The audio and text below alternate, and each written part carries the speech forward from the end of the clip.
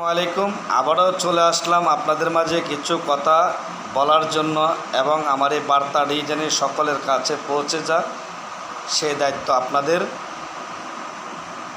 আপনারা আমার পাশে থাকলে আমি আছি আপনাদের পাশে। কিন্তু আমি যে মূল আলোচনা করতে যাচ্ছি সে আলোচনাটা আপনাদের কাছে পেশ করছি যে পিউ ভিআইপি মাল যেটাকে বলে পিউ স্যান্ডেল, একটা পিও মেশিন 35 বা 40 লক্ষ টাকা দিয়ে কিনেন, কিন্তু এটা দিয়ে কয়টা কাজ করা যায় সেটা অনেকেই বুঝে না। নতুন কারখানা দেখেছে কিছু লোকের কিছু কান পড়া শুই না আপনি এই সেট আপটা দিয়ে নিচ্ছেন, কারণ টাকা আছে অটো, আপনি ব্যবসাটা করতে যাচ্ছেন।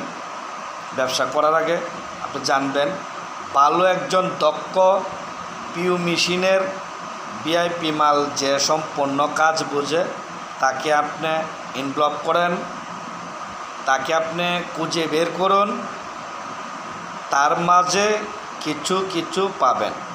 তাকে প্রয়োজন আপনি 15 দিনের জন্য আপনি ইন্টারভিউ নেন, 15 দিনে যা তার মুনাফা আসে, তার মজুরি আসে কাজের, তাকে দিয়ে দিবেন।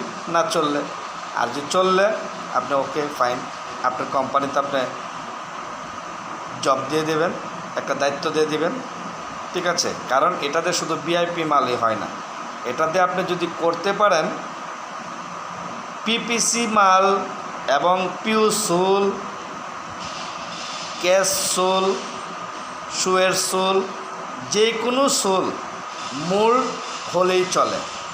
যে মালের যে একটা মোল্ড হলেই চলে, আপনি যে কোনো ব্যবসা করতে পারবেন। আপনি আনকমন একটা মোল্ড যদি বাহিরের থেকে চায়নার থেকে যদি আপনি ইনপুট করে আনেন, যেটা আর সচরাচর নাই কারো কাছে, ভালো মানের চলতেছে পিউ মালটা, চায়না মাল, এটাকে আপনি কপি করেন, কপি করে সুন্দর করে আপনি বাজারজাত করেন এবং মার্কেট আপনি সোলো বিক্রি করতে পারবেন। এবং ভিআইপি মালেও আপনি নিজের হ্যান্ড ফিটিং মালেও আপনি এটা কাজে লাগাতে পারবেন। এতে আপনার 3টা লাভ। প্রথম 1 নাম্বার, ভিআইপি মাল বানাবেন অল্প 15 ডজন 20 ডজন এরকম করে বানালেন প্রতিদিন। এরপরে মারেন আপনার সোল, যে পিও সোলটা বানায় কেমিক্যাল দিয়ে বাজারজাত করার জন্য গুলিস্তান, সিদ্দিক বাজার পাইকারি করেন, সারা বাংলাদেশে সরবরাহ করেন।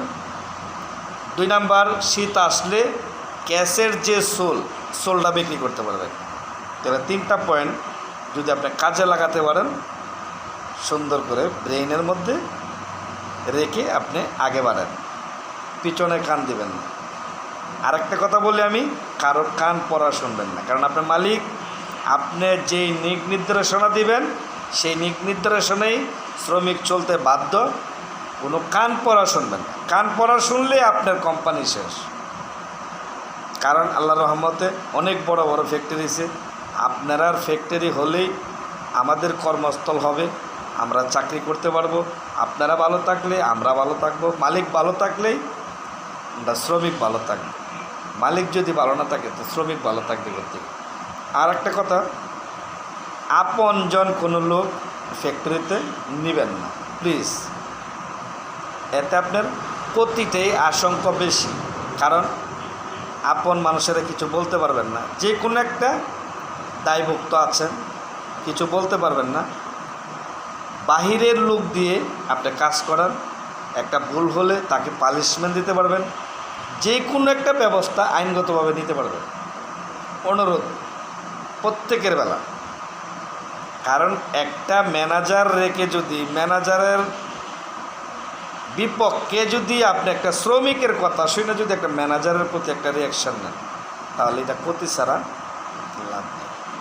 অনেক মালিকেই একটা শ্রমিক, সামান্য একটা শ্রমিকের কথা শুই না একটা ম্যানেজারের উপরে অনেক আক্রমণ করে। এগুলো করবেন না প্লিজ, কারণ এই লোকটা একটা আশা করে আসছে আপনার ফ্যাক্টরি দাঁড় করানোর জন্য, এসআর আসছে আপনার কোম্পানিটারে আগে বাড়ানোর জন্য। কারণ 3টা লোক যদি সঠিক হয় আপনার কোম্পানি কখনো টিকে থাকবে না ইনশাআল্লাহ। আমি চ্যালেঞ্জ করে বললাম, আপনার কোম্পানি আটকে থাকবেন।